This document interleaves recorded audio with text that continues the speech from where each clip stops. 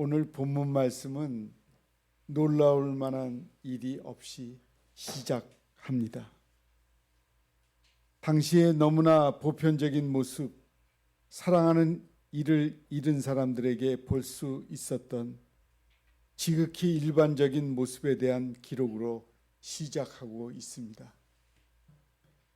우리가 그들의 이름을 알고 있는 대로 살로메, 막달라 마리아, 야고보의 어머니 마리아, 이 세 여인은 주님의 장례를 마친 며칠 후에 무덤에 찾아갔습니다.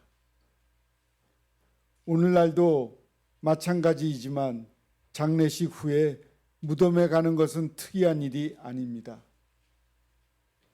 그러나 이 세 여인은 예수님의 시신에 향유를 발라드린 것이 자신들의 최선이라고 생각하며 향유를 준비해서 예수님의 무덤을 찾았습니다. 그녀들에게 한 가지 고민이 있었다면 그것은 예수님의 무덤 문 앞에 돌을 누가 굴려 줄지에 대한 고민이었습니다. 3절입니다.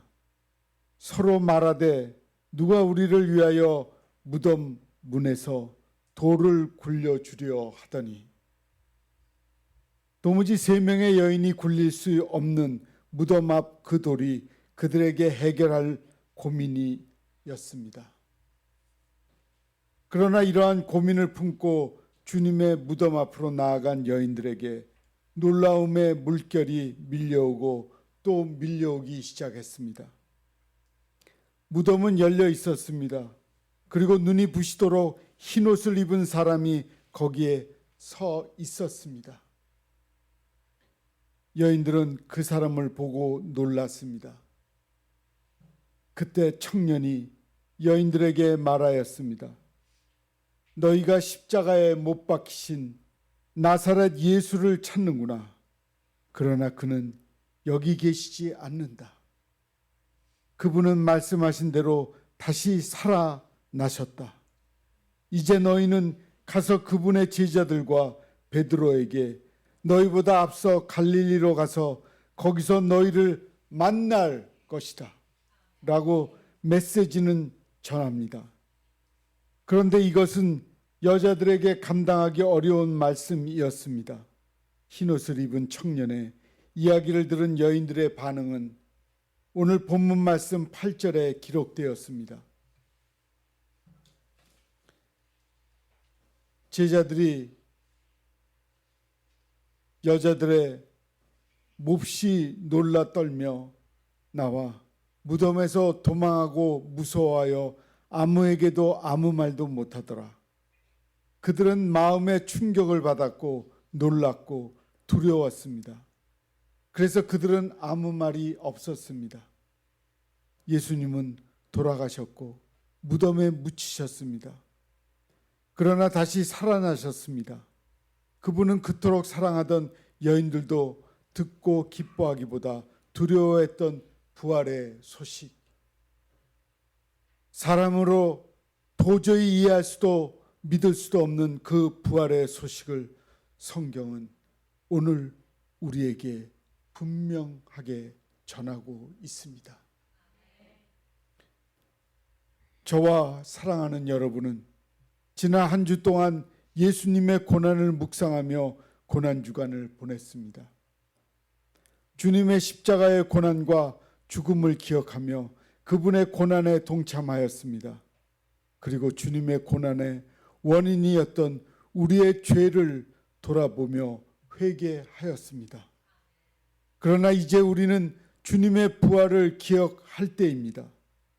부활절은 우리에게 온갖 고통이나 아픔이 중요하지 않다거나 실제하지 않다거나 다 지나간 일이라고 말하지 않습니다.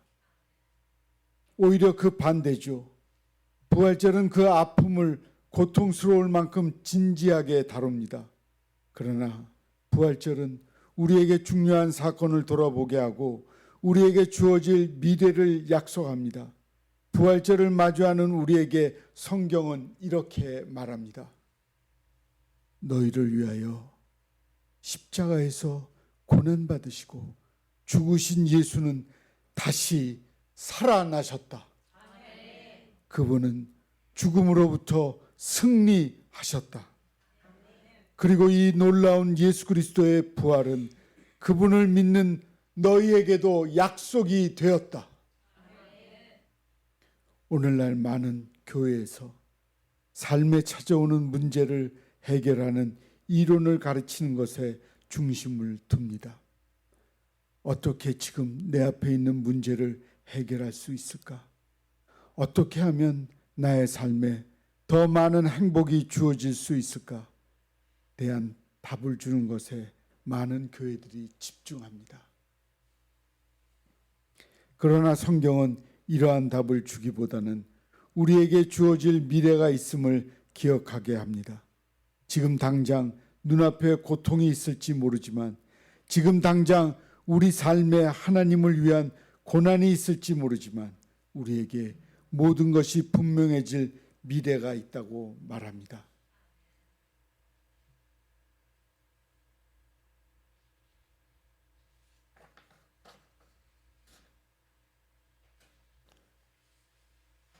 예수께서 부활하셨듯이 우리가 부활할 미래, 지금은 희미하나 하나님을 선명하게 볼 미래, 하나님이 우리의 하나님으로 계신 그 미래가 우리에게 있다고 말합니다.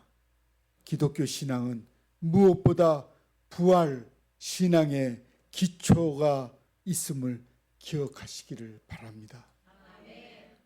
그러나 부활 신앙을 가진 그리스도인은 동시에 이 소식을 전해야 합니다. 누가는 아주 평범하게 그것을 진술합니다. 누가복음 1장 1절과 2절입니다.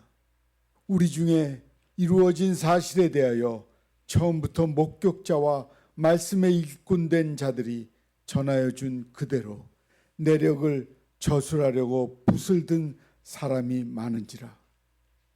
예수 그리스도의 공생의 사격과 그분의 십자가의 죽음, 그리고 부활을 경험한 많은 이들이 자신들이 목격한 모든 것을 저술하기 위하여 붓을 들었다고 합니다. 즉, 예수 그리스도의 부활을 경험한 이들은 그 사실을 전하고자 하는 사명을 가졌다고 말하는 것입니다. 사랑하는 성도 여러분, 예수 그리스도의 부활을 믿으십니까? 그렇다면 우리 모두는 예수 그리스도의 부활을 증언해야 하는 증인들입니다. 부활절에 진정한 의미를 보존하기 위해서는 일반적으로 대중과 문화 사회가 그렇게 해주기를 기대할 수 없습니다. 그것은 그리스도인들이 증거해야 할 말씀입니다. 그것은 그리스도인들이 헌신을 통해서 이루어야 할 것입니다. 부활의 확신을 가진 자들이, 부활의 소망을 가진 자들이 부활을 전할 때 세상 속에서 예수 그리스도의 부활이 증거됩니다. 오랜 역사 속 교회 안에서 수많은 타락과 부패가 일어났고 세상의 여러 가지 제도나 문화에 의해서 유혹을 받거나 위축되었습니다. 교회가 이처럼 세상 속에서 영향력을 잃고 능력을 잃은 이유는 예수 그리스도의 부활에 대한 메시지가 사라지거나 축소되거나 약해졌기 때문입니다. 예수님의 부활은 우리가 생명을 걸고 전해야 할 기독교의 메시지입니다. 그리고 교회 안에 이 메시지가 끊임없이 선포될 때 교회 안에는 능력이 나타나고 어떠한 상황 속에서도 교회는 흔들리지 않습니다. 부활절을 마주하는 지금 이제 우리는 무엇을 말해야 합니까? 부활은 사람들이 믿기 힘든 이야기라며 그 사실에 대하여 침묵하시겠습니까? 아니면 우리의 왕이신 예수께서 다시 사셨다고 세상에 외치겠습니까? 예수님은 십자가에서 돌아가셨습니다. 그분의 제자들은 그 사실의 증인입니다. 그분의 무덤을 찾았던 세 여인도 그 사실에 대한 증인입니다. 그분은 확실히 돌아가셨습니다. 그러나 예수님은 부활하셨습니다. 그분의 제자들은 이 사실의 증인입니다. 무덤을 찾았던 세 여인, 이 사실에 대한 증인입니다. 그러므로 십자가에서 죽으신 예수님은 사흘 만에 부활하셨습니다. 하나님은 그 일을 이루셨습니다.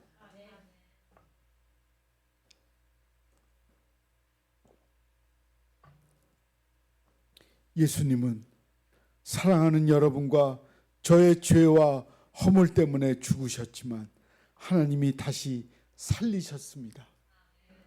사랑하는 성도 여러분, 그것을 믿어야 됩니다. 우리가 믿기 어려운 일이 하나님은 행하셨습니다. 이것이 바로 하나님의 능력입니다. 누군가에게 그 놀라운 사실을 말할 수 있습니까?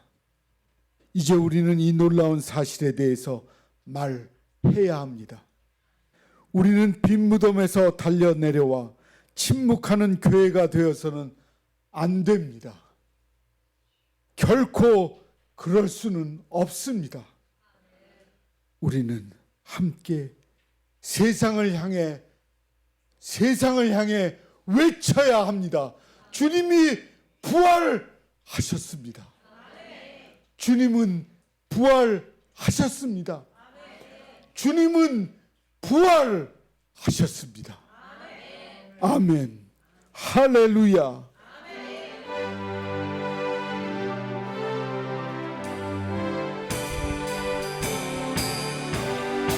같이 합시다. 하나님의 나팔 소리 천지 신동할 때에 예수 영광 중에 불을 타시고 천사들을 세계 모든 곳에 보내어 구원받은 성도들을 모으니 나팔 불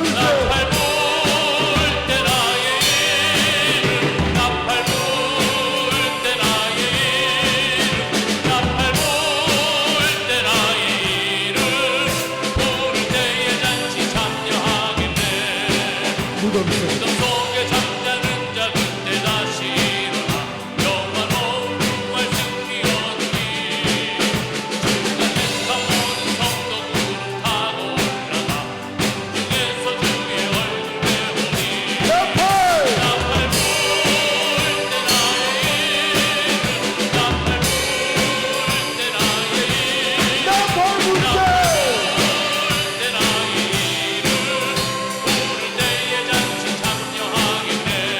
다시 오실 날을 항상 기도하고 기쁨으로 보좌 앞에 그때까지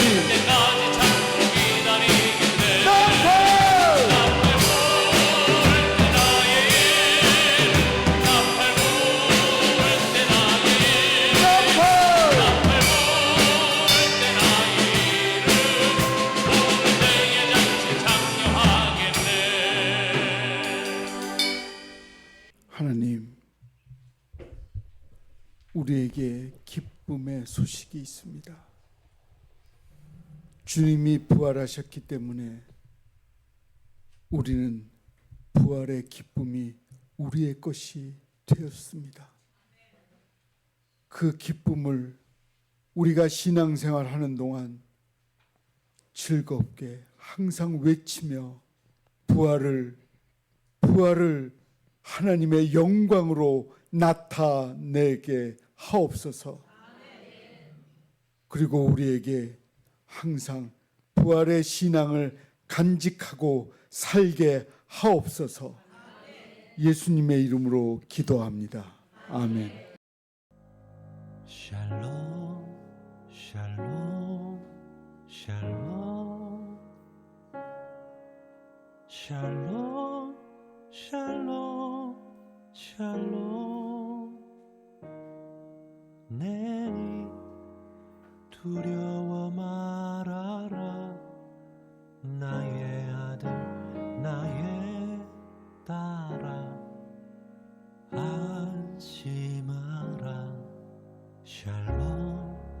샬롬 샬롬 샬롬 샬롬 샬롬 나의 평안을 주노라 세상과는 다른 평안 두려워 마라 샬롬